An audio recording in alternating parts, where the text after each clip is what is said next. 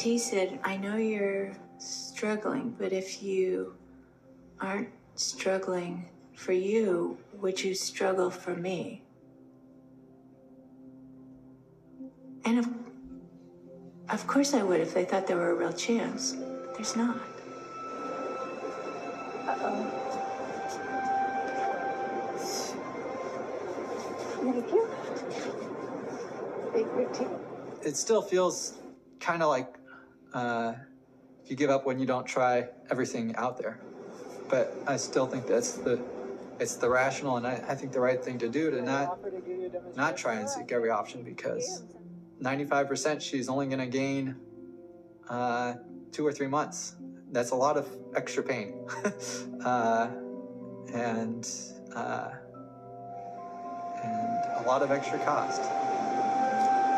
This is not a good idea. Whose idea was this? I know it's hard for them, but they're great. Beautiful. Beautiful. I know they'll be fine. I've written them letters, so I'm thinking about...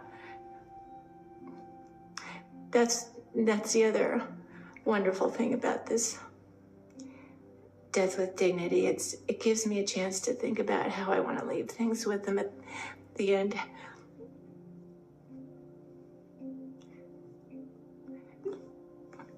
The images.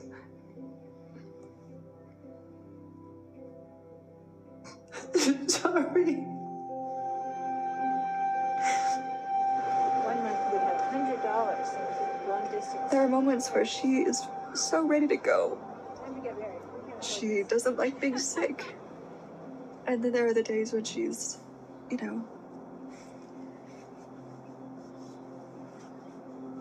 healthy and grateful to be alive. I'm not gonna die with the fluid oozing out of my pores in my legs. I'm not gonna weigh 200 pounds again. I'm not gonna lose my hair again. I am not gonna be humiliated with losing control of my bodily functions again. This will be tidy and, while not easy for my family, it's a lot better than the alternatives. She says it'll be easy, but I think it'll be hard for us when she does, take the drink and the final rest, really. But I plan to be there.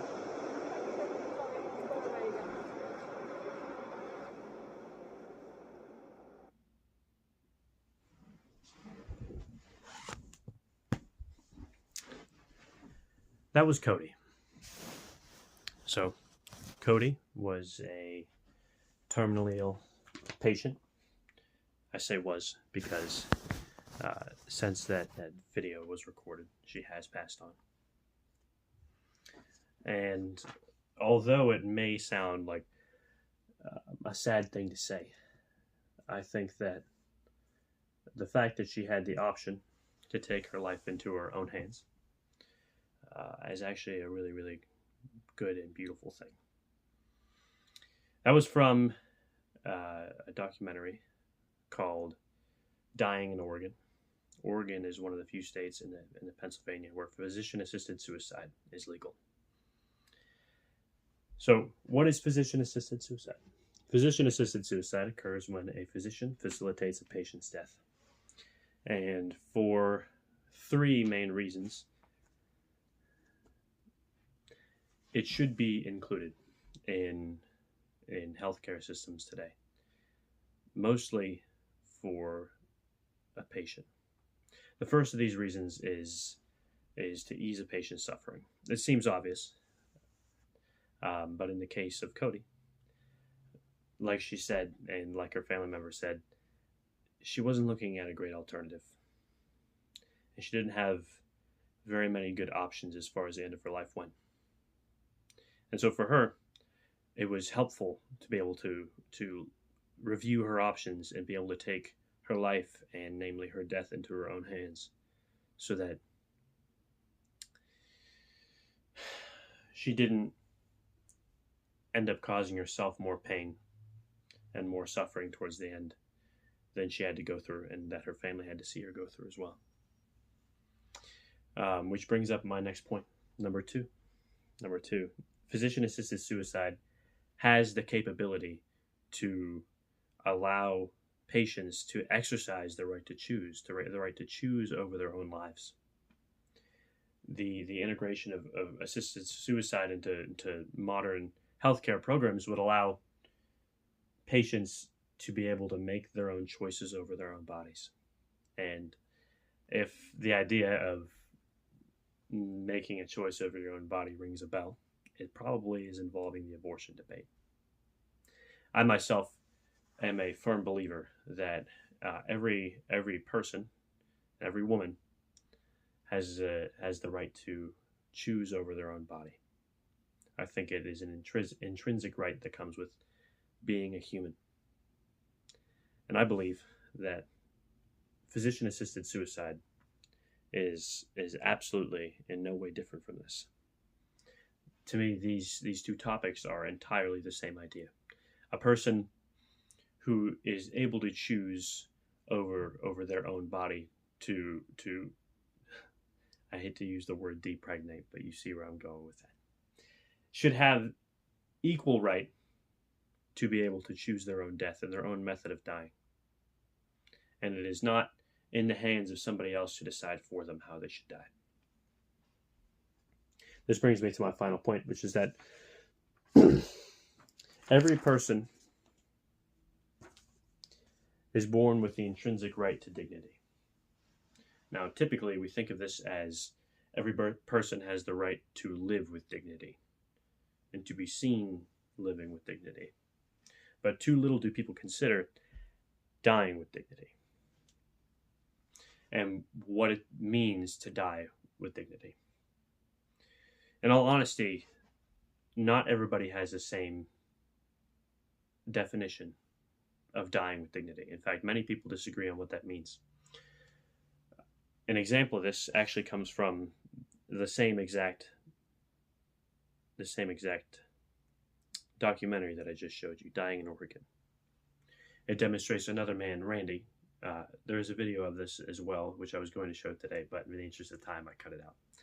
So Randy is a terminally ill man as well. But his idea of dignity is similar to what Cody's family member was talking about taking every step and trying every method in trying to defeat their illness until they can't try anymore, or until they succeed. That's what Randy believes is his definition of dignity, and dying with dignity is fighting tooth and nail to the very end, and trying every option. To him, that's what dignity means. Which is why it's so important that patients and terminally ill patients have this option to be able to take into their life into their own hands and their death into their own hands, and they have the right to choose how they would like to die and what dignity means to them. To Cody, it meant not having certain elements, for example, gaining weight and fluid oozing out of her legs and her hair falling out, from happening to her, and for the illness to take her. Excuse the dog barking. For Cody, this means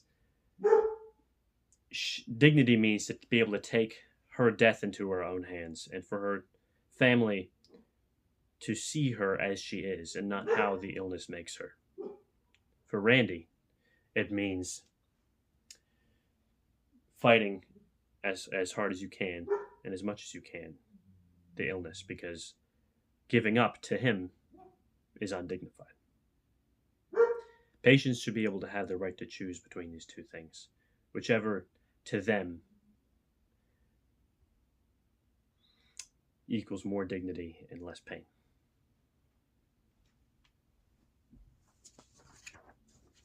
Thank you all for listening. That's my speech, and I hope I cut it short enough this time.